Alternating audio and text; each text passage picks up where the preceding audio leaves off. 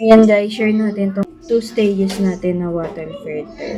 At para di kayo magsisi kagaya ni ate, yan, check out nyo na yan guys. Napaka-importante nitong water filter, lalo na kung ang drinking water nyo po ay sa gripo. Yung sa amin 2 stages lang, noon kasi mahal pa to eh, ano, grabe oh, kuha niya talaga yung dumi guys. Kaya kung may budget kayo, go for the 3 stages na po.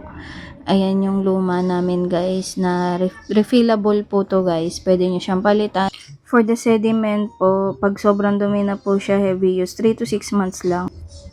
And for the activated carbon block filter po is only 6 to 12 months.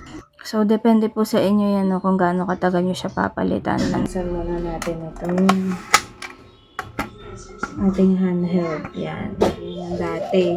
Tuturo natin kung paano natin to kinabit. Pero hindi ko na siya, yan, actual na maipapakita. Bali guys, ang pag-open nito, yan. Ang pag-open niya is, diba yan? Pag ganun po, pa-counter clockwise.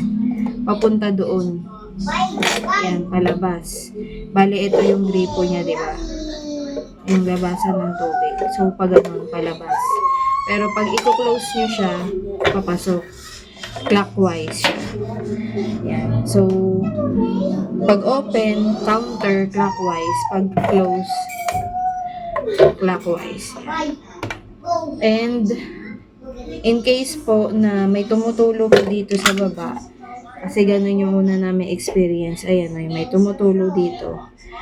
Bali, ang gagawin nyo, pwede nyo siyang pagpalitin. Baka mas fix yung isa. Or, meron po kasi yan siyang goma dito guys. So, ayan, yung goma na yan, yung pang harang po, no? Pang sikip po, no?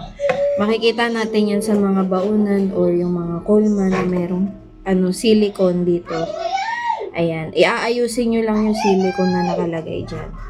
Bali, itong isa natin, meron ditong black na nilalagay. Nakasama na siya kapag binili mo yung pang-refill. Ito wala naman. So, yun lang po guys. Comment down below po if may questions po kayo. Sulit na po itong 2-stage filter. Pero kung may budget pa kayo, mas okay po talaga yung 3 stages. Lalagay ko po sa link below yung mga links. Thank you for watching!